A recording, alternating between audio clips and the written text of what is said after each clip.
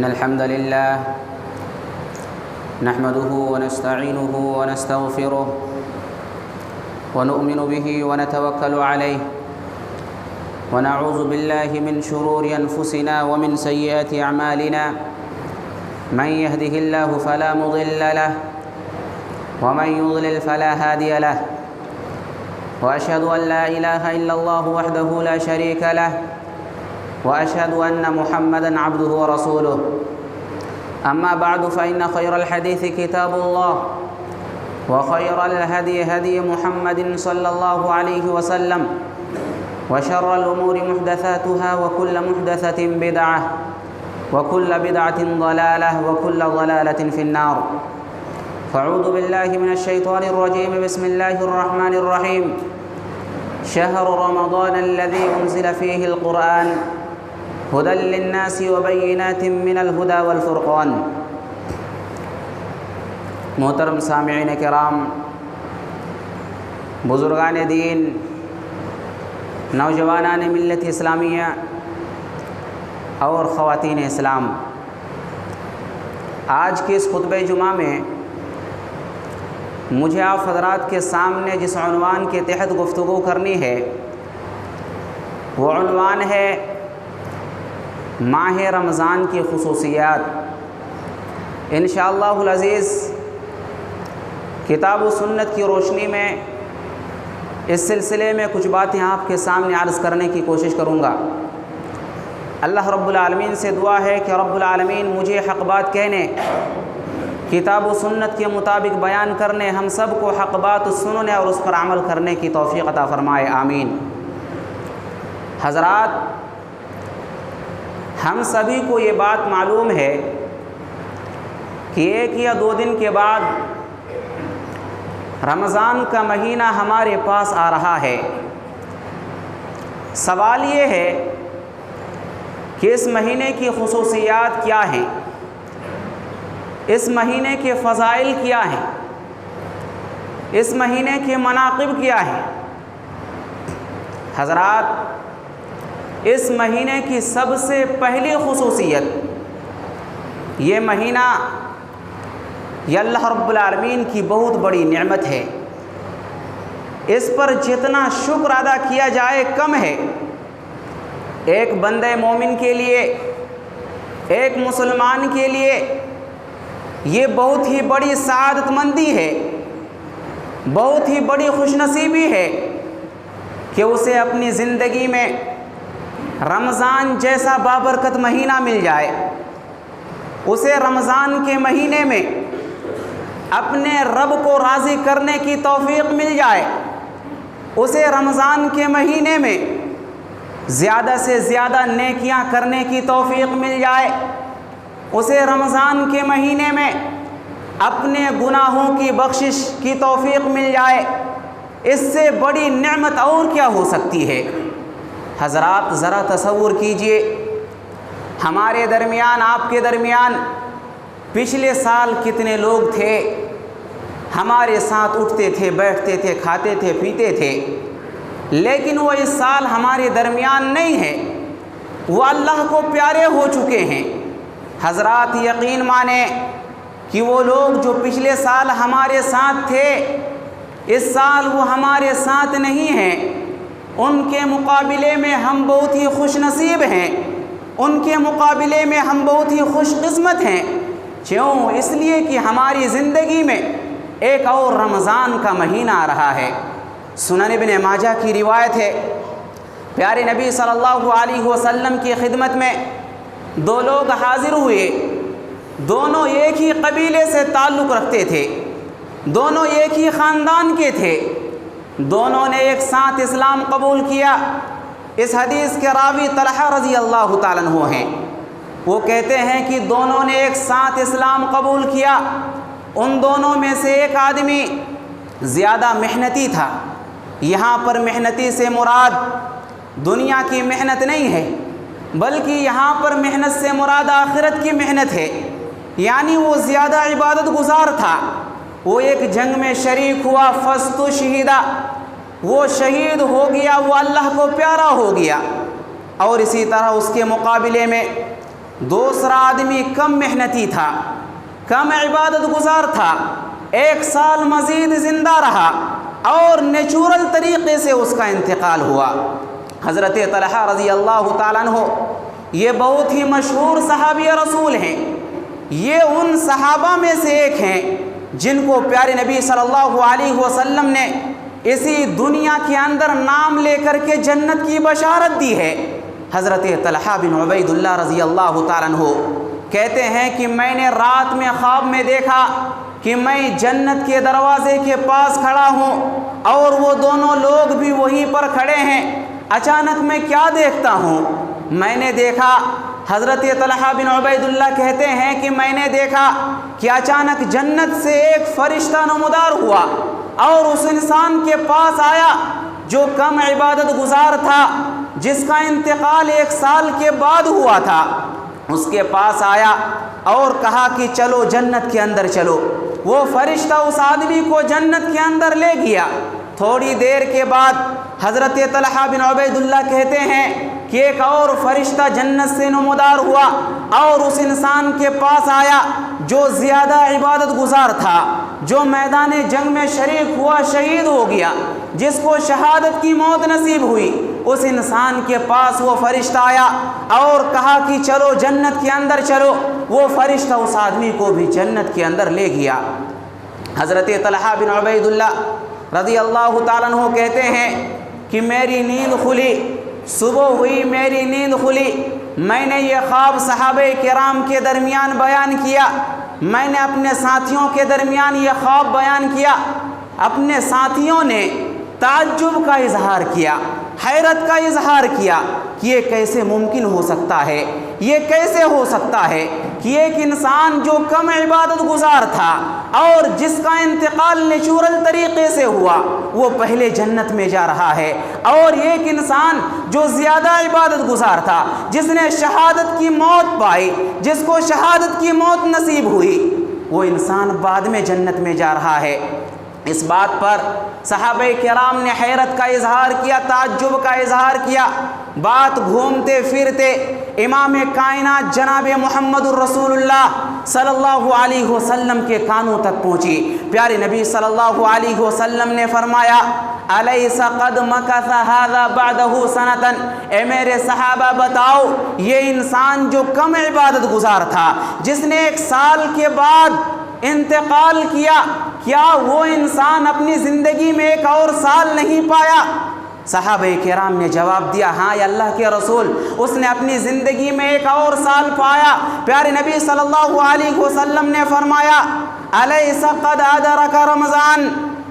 کیا اس نے اپنی زندگی میں 1 اور رمضان کا مہینہ نہیں پایا؟ صحابہ کرام نے فرمایا، ہاں یا اللہ کے رسول، اس نے 1 اور رمضان کا مہینہ پایا۔ پیارے نبی صلی اللہ علیہ وسلم نے فرمایا، فصامہ فصلی کذا و کذا، پیارے نبی صلی اللہ علیہ وسلم نے فرمایا، کیا اس آدمی نے رمضان کے مہینے میں اتنی نمازیں نہیں پڑھی، اتنے روزے نہیں رکھے، اتنی دعائیں نہیں کی؟ صحابہ کرام نے کہا، یا اللہ کے رسول، ہاں یا اللہ کے رسول، اس نے ماہ رمضان کے اندر اتنے روزے بھی رکھے، اتنی نمازیں بھی پڑھی، اتنی دعائیں بھی کی۔ پیارے نبی صلی اللہ علیہ وسلم نے فرمایا، فَلَمَّا بَيْنَهُمَا أَبْعَدُ مِمَّا بَيْنَ السَّمَاءِ وَالْأَرْضِ، اس 1 سال کی عبادت کی وجہ سے، ماہ رمضان کی عبادت کی وجہ سے، جنت کے اندر ان دونوں کے مقام و مرتبے کے درمیان اتنا ہی فاصلہ ہوگا جتنا کہ آسمان و زمین کے درمیان فاصلہ ہے۔ حضرات، یہ رمضان کا مہینہ بہت ہی عظیم نعمت ہے، اس کا شکر ہم میں سے ہر انسان پر واجب اور ضروری ہے۔ یہی وجہ ہے کہ اللہ رب العالمین قرآن میں کہتا ہے، وَلِتُكَبِّرُوا اللَّهَ عَلَى مَا هَدَاكُمْ وَلَعَلَّكُمْ تَشْكُرُونَ، کہ اللہ نے جو تمہیں ہدایت دی ہے، اس کے نتیجے میں تم اللہ رب العالمین کی بڑائی بیان کرو اور اس کا شکر ادا کرو۔ یعنی تم اللہ رب العالمین کی بڑائی بیان کرو، اللہ رب العالمین کی عظمت بیان کرو، اللہ رب العالمین کی شان بیان کرو، اس وجہ سے کہ اللہ رب العالمین نے تمہیں 1 اور رمضان کا مہینہ عطا کیا، تمہیں اپنی زندگی کے اندر ایک اور رمضان کی دولت سے نوازا تاکہ تم اپنے گناہوں کی بخشش کروا سکو، تاکہ تم اپنے رب کو راضی کروا سکو۔ حضرات، ضرورت ہے کہ ہم اس مہینے کو پانے کے بعد ہم اللہ رب العالمین کا شکر ادا کریں۔ اسی طرح سے حضرات، ماہ رمضان کی دوسری خصوصیت یہ ہے کہ اللہ رب العالمین کا بہت ہی عظیم احسان ہے۔ اللہ رب العالمین نے امت محمدیہ کو ماہ رمضان عطا کر کے امت محمدیہ کے اوپر بہت ہی عظیم احسان کیا ہے۔ احسان اس ناحیے سے کہ امت محمدیہ کی عمریں بہت ہی کم ہیں، مگر وہ ماہ رمضان کے اندر اور بالخصوص ماہ رمضان کی طاق راتوں میں اللہ رب العالمین کی عبادت و بندگی کر کے سالانہ 83 سال 4 مہینے کے برابر نیکیاں کما کر کے پچھلے لوگوں کا مقابلہ کر سکتے ہیں یا پھر اس سے بھی آگے بڑھ سکتے ہیں۔ حضرات، اگر آپ غور کریں، آپ تصور کریں، پچھلی امتوں کے مقابلے میں امت محمدیہ کی عمریں کتنی کم ہیں، کتنی قلیل ہیں۔ پچھلی امت کے لوگ جہاں 500 سال تک جیا کرتے تھے، 600 سال تک جیا کرتے تھے، 1000 سال تک جیا کرتے تھے، 2000 سال تک جیا کرتے تھے، وہیں پر احادیث کی روشنی میں امت محمدیہ کی عمریں 60 سے 70 سال کے درمیان ہیں۔ دونوں امتوں کے لوگوں کی عمروں کے درمیان کافی بعد اور دوری ہے، کافی فرق ہے۔ کہاں 2000 سال اور کہاں 60 سے 70 سال، لیکن یہ اللہ رب العالمین کا کرم دیکھیں، یہ اللہ رب العالمین کا احسان دیکھیں کہ اللہ رب العالمین نے امت محمدیہ کو ماہ رمضان عطا کر کے پچھلے لوگوں کے برابر نیکیاں کمانے کا موقع مہیا کیا۔ حضرات، آپ غور کریں، آپ ذرا تصور کریں، ایک انسان ہے اس دنیا کے اندر 60 سال زندہ رہتا ہے، 15 سال کے بعد بالغ ہو جاتا ہے۔ اس کا مطلب یہ ہوا کہ 45 رمضان اس نے اپنی زندگی میں پائے۔ اگر وہ انسان ہر سال پورے اہتمام کے ساتھ اللہ رب العالمین کی عبادت و بندگی کرے، طاق راتوں میں اللہ رب العالمین کی عبادت و بندگی کرے، تو گویا کہ وہ 3915 سال کے برابر اللہ رب العالمین کی عبادت و بندگی کر رہا ہے۔ یہ اللہ رب العالمین کا بہت بڑا احسان ہے، یہ اللہ رب العالمین کی بہت عظیم احسان ہے، بہت عظیم کرم ہے جس کو اللہ رب العالمین نے امت محمدیہ کو عطا کیا ہے۔ اسی طرح سے حضرات، ماہ رمضان کی جو خصوصیات ہیں ان میں سے ایک خصوصیت یہ ہے کہ ماہ رمضان یہ وہ مہینہ ہے جس کی آمد کی بشارت امام کائنات جناب محمد رسول اللہ صلی اللہ علیہ وسلم اپنی امت کو دیا کرتے تھے۔ اپنی امت کے لوگوں کو مخاطب کر کے کہتے تھے، اے میری امت کے لوگوں، ماہ رمضان آ رہا ہے، ماہ رمضان آ چکا ہے، تم اس مہینے کے لیے تیاری کر لو، اس مہینے کی عبادت کے لیے اپنے کمر کو کس لو۔ پیارے نبی صلی اللہ علیہ وسلم اس کی تلقین صحابہ کرام کو کیا کرتے تھے، جیسا کہ حدیث میں اس بات کا تذکرہ ملتا ہے کہ ان هذا الشهر قد حضرکم، کہ پیارے نبی صلی اللہ علیہ وسلم نے فرمایا کہ یقیناً یہ مہینہ تمہارے پاس آ چکا ہے، اس کے اندر ایک رات ایسی ہے جو 1000 مہینوں سے بہتر ہے۔ جو انسان اس رات کی سعادت سے محروم رہ جائے وہ بدنصیب آدمی ہے، اور بدنصیب آدمی ہی اس رات کی سعادت سے محروم رہ سکتا ہے۔ حضرات، اس مہینے کی جو خصوصیات ہیں ان میں خصوصیت یہ بھی ہے کہ اس مہینے کے اندر اور بالخصوص قدر کی راتوں میں اللہ رب العالمین کے فرشتے کثرت کے ساتھ اس سرزمین پر اترتے ہیں۔ پیارے نبی صلی اللہ علیہ وسلم فرماتے ہیں، ان الملائکۃ تلک اللیلہ فی الارض اکثر من عدد الحصى۔ پیارے نبی صلی اللہ علیہ وسلم نے فرمایا کہ رمضان کے مہینے میں بالخصوص طاق راتوں کے اندر فرشتوں کی تعداد زمین کے اندر کنکریوں کی تعداد سے بھی زیادہ ہوتی ہے۔ حضرات، آپ تصور کریں، سرزمین کے اندر، پوری کائنات کے اندر کتنی کنکریاں ہیں، پیارے نبی صلی اللہ علیہ وسلم فرماتے ہیں کہ طاق راتوں میں اس سے بھی زیادہ آسمان سے فرشتے نازل ہوتے ہیں، اپنے رب کی رحمتوں کو لے کر کے، برکتوں کو لے کر کے فرشتے اس سرزمین پر اترتے ہیں۔ اور اتنا ہی نہیں بلکہ جبریل امین بھی رمضان کی راتوں میں اترتے ہیں۔ اللہ رب العالمین نے قرآن مجید کے اندر فرمایا تتنزل الملائکۃ والروح فیہا بإذن ربہم من کل امر، اللہ کے فرشتے اپنے رب کے حکم کی بجاوری کے لیے اپنے رب کے حکم سے آسمان سے نازل ہوتے ہیں قدر کی رات میں۔ اسی طرح جبریل امین بھی قدر کی رات لیلۃ القدر میں جبریل امین بھی نازل ہوتے ہیں۔ حضرات یہ اس مہینے کی خوبیوں میں سے خوبی ہے، یہ اس مہینے کی خصوصیات میں سے خصوصیت ہے۔ اسی طرح سے حضرات اس مہینے کی خصوصیت یہ بھی ہے کہ سال کے 12 مہینے ہوتے ہیں، سال کے 12 مہینوں میں سے رمضان کا مہینہ ہی وہ عظیم مہینہ ہے جس کا نام اللہ رب العالمین نے قرآن مجید کے اندر ذکر فرمایا ہے۔ سال کے 12 مہینے ہیں، الگ الگ نام ہے، کسی کا نام محرم تو کسی کا نام سفر، لیکن کسی بھی مہینے کا نام اللہ رب العالمین نے قرآن مجید کے اندر ذکر نہیں کیا، لیکن رمضان کا مہینہ یہ وہ عظیم مہینہ ہے جس کا نام اللہ رب العالمین نے قرآن مجید کے اندر ذکر فرمایا ہے، اور اس بات کی وضاحت کی ہے کہ یہ قرآن مجید رمضان ہی کے مہینے میں نازل کیا گیا ہے۔ اللہ نے فرمایا شہر رمضان الذی انزل فیہ القرآن ھدی للناس وبینات من الھدی والفرقان، رمضان ہی کا وہ مہینہ ہے، رمضان ہی کا وہ مہینہ تھا جس کے اندر قرآن مجید کو نازل کیا گیا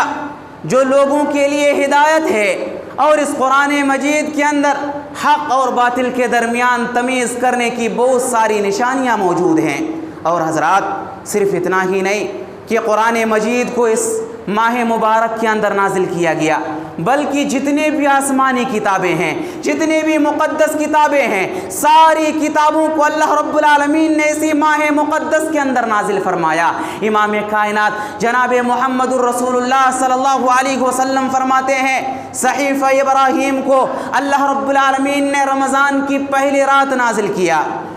تورات اس وقت نازل کی گئی جب رمضان کے 6 ایام گزر گئے تھے، انجیل اس وقت نازل کی گئی جب رمضان کے 13 ایام گزر گئے تھے، اور زبور اس وقت نازل کی گئی جب رمضان کے 18 ایام گزر گئے تھے، اور قرآن مجید کو اس وقت نازل کیا گیا جب رمضان کے 24 ایام گزر گئے تھے۔ حضرات یہ حدیث اس بات کا متقاضی ہے، یہ اس بات کا تقاضا کرتا ہے کہ یہ مہینہ قرآن کا مہینہ ہے، یہ مہینہ آسمانی کتابوں کا مہینہ ہے۔ حضرات ضرورت ہے کہ اس مہینے کے اندر ہم زیادہ سے زیادہ قرآن مجید کی تلاوت کریں، قرآن سے اپنا رشتہ جوڑیں، قرآن سے اپنا تعلق جوڑیں، اسی میں ہماری کامیابی اور کامرانی کا راز مضمر ہے۔ اسی طرح سے حضرات ماہ رمضان کی جو خصوصیات ہیں ان میں سے خصوصیت یہ بھی ہے کہ ماہ رمضان کے ہر دن اور ہر رات میں اللہ رب العالمین ہر بندے کی ایک دعا کو قبول فرماتا ہے۔ پیارے نبی جناب محمد الرسول اللہ صلی اللہ علیہ وسلم ارشاد فرماتے ہیں ان للہ عتقاء من النار فی کل یوم ولیلہ، یعنی فی رمضان، وان لکل مسلم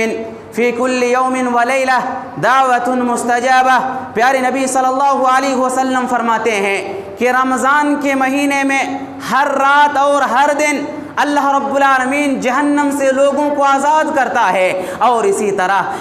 رمضان کے مہینے میں ہر دن اور ہر رات ہر مسلمان کی ایک نہ ایک دعا قبول فرماتا ہے۔ حضرات ضرورت ہے کہ ہم اس مہینے کے اندر کثرت سے اللہ رب العالمین سے دعائیں کریں،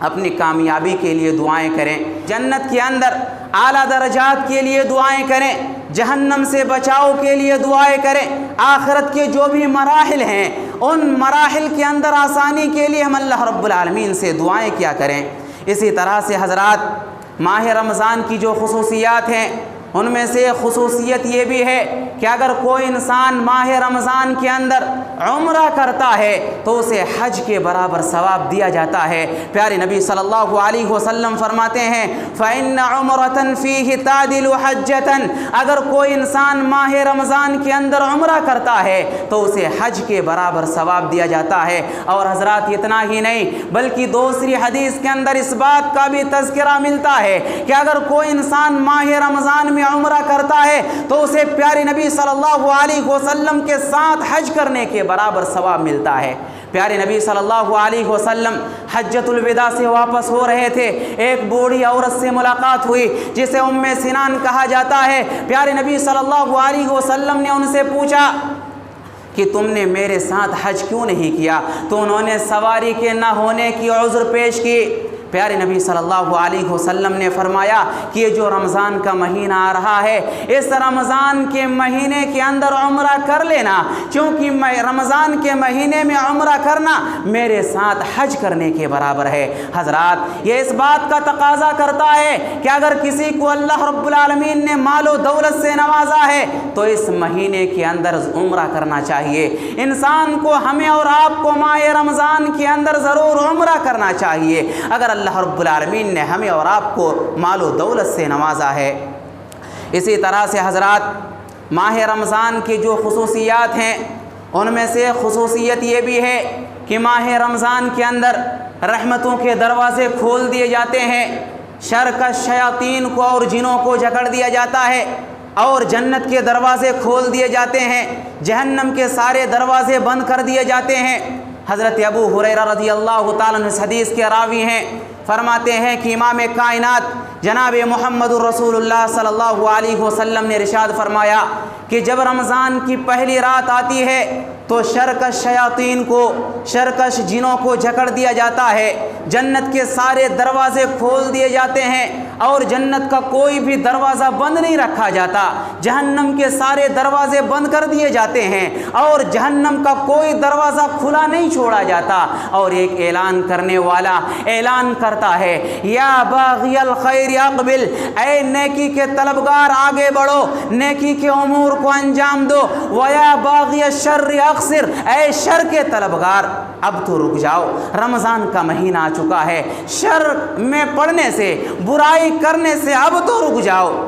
یہ پیارے نبی صلی اللہ علیہ وسلم کی حدیث ہے۔ لہٰذا ان باتوں کا تقاضا یہ ہے کہ اس مہینے کے اندر ہم اللہ رب العالمین کی زیادہ سے زیادہ عبادت کریں اور اللہ رب العالمین کے رحمتوں کے مستحق بن جائیں۔ اسی طرح سے حضرات ماہ رمضان کی جو بھی خصوصیات ہیں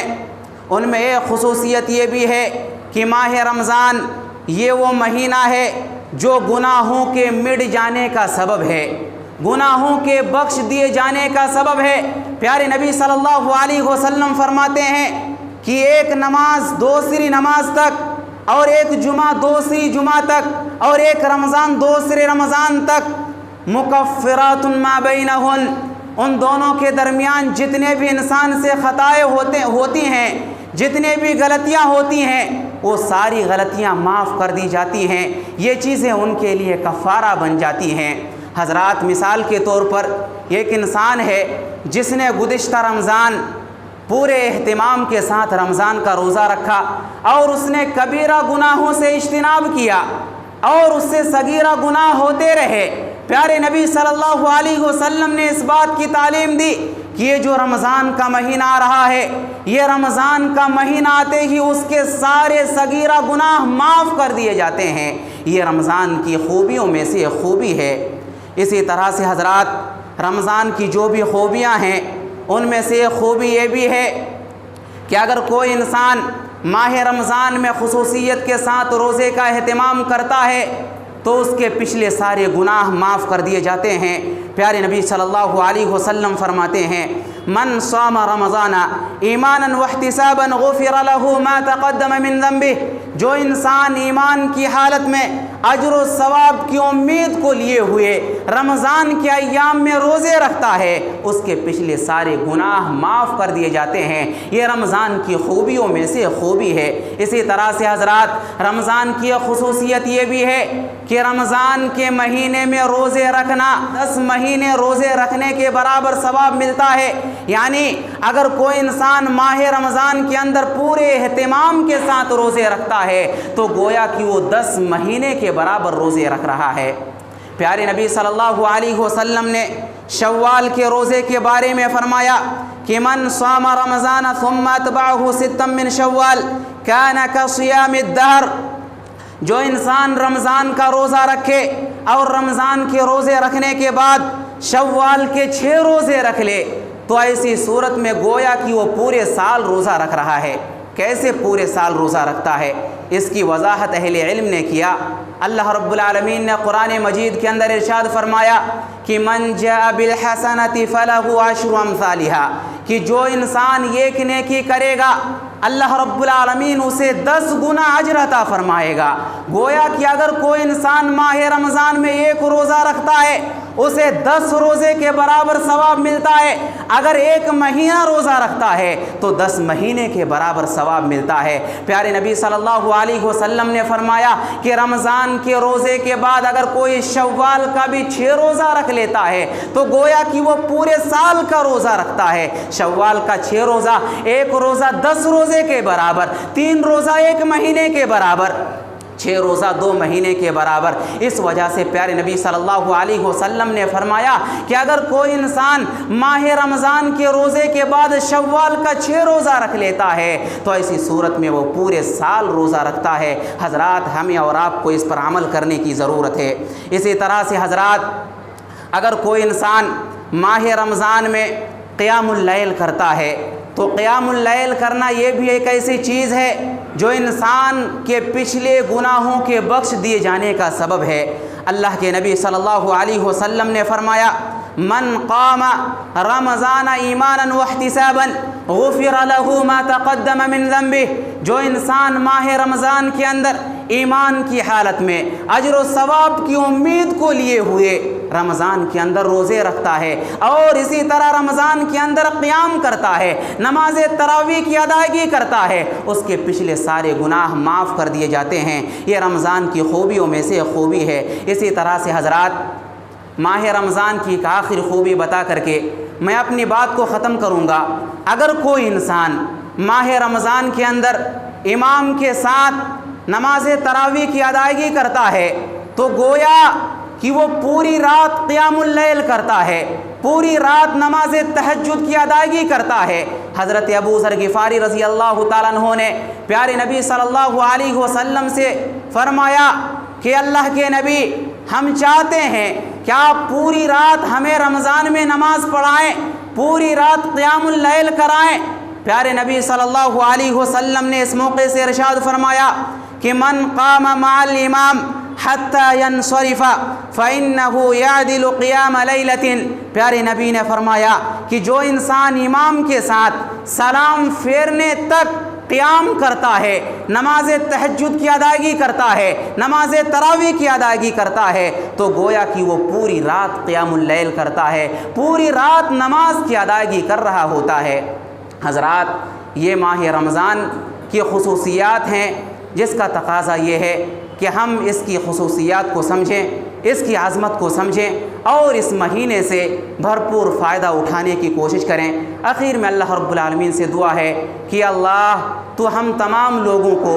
ماہ رمضان کی عظمت کو سمجھنے کی توفیق عطا فرما۔ یا اللہ یہ جو رمضان کا مہینہ آ رہا ہے اس مہینے کے اندر ہم تمام لوگوں کو زیادہ سے زیادہ عبادت کرنے کی توفیق عطا فرما۔ یا اللہ تو ہم تمام لوگوں کو کتاب اللہ اور سنت رسول اللہ کے مطابق زندگی گزارنے کی توفیق عطا فرما۔ یا اللہ ہم میں سے جو بیمار ہیں انہیں شفاء کامل عاجل عطا فرما۔ یا اللہ ہم جب تک جئیں ایمان و اسلام پر جئیں، جب ہمارا خاتمہ ہو تو ایمان باللہ پر ہو۔ بارک اللہ لنا ولکم فی القرآن المجید